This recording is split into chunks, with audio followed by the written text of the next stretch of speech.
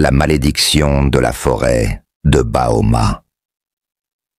Dans un village isolé du sud de Midoudi, près de la dense forêt de Baoma, vivait un homme nommé Ekanga. Connu pour son éloquence et son charisme, Ekanga menait une vie modeste en apparence, mais les habitants chuchotaient souvent à voix basse qu'il possédait des pouvoirs mystiques. Il organisait fréquemment des rituels nocturnes dans la forêt, où l'on entendait des chants envoûtants et des tambours résonner jusqu'à l'aube. Un jour, une famille de commerçants, les Mbomba, décida de solliciter Ekanga pour résoudre un problème étrange. Leur fille cadette, Nyanga, s'était réveillée avec des marques inexplicables sur son corps et semblait possédée par une entité inconnue. Elle murmurait des mots incompréhensibles et refusait de manger. Ekanga accepta d'intervenir, mais demanda à la famille de ne jamais chercher à savoir ce qui se passerait pendant le rituel.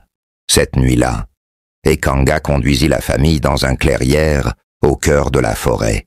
Il traça des cercles complexes au sol et alluma des feux autour de Nyanga. Après plusieurs heures d'incantation, la jeune fille s'effondra, inerte mais respirant. Ekanga affirma que l'esprit avait été expulsé, mais à une condition. Personne ne devait jamais tenter d'entrer à nouveau dans la forêt de Baoma. Curieux et méfiants, certains villageois commencèrent à espionner Ekanga. Une nuit, un groupe de jeunes courageux suivit Ekanga jusqu'à la forêt.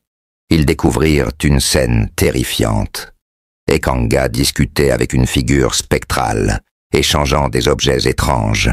La peur les paralysa, mais l'un des jeunes trébucha, brisant ainsi le silence de leur cachette. Ekanga se retourna, furieux, et la figure spectrale disparut dans un éclat de lumière. Le lendemain, les jeunes devinrent gravement malades. Leurs familles consultèrent un ancien du village, qui révéla un secret bien gardé.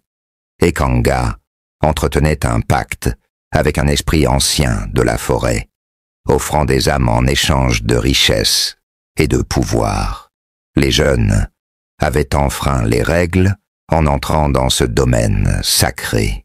Le village, désormais plongé dans la terreur, se réunit pour affronter Ekanga. Mais lorsqu'ils arrivèrent chez lui, ils trouvèrent Busakaz vide, avec un simple message gravé sur le sol. La forêt prend toujours ce qui lui est dû. Depuis ce jour, personne n'osa s'approcher de la forêt de Baoma, où des chants lugubres continuaient de résonner chaque nuit.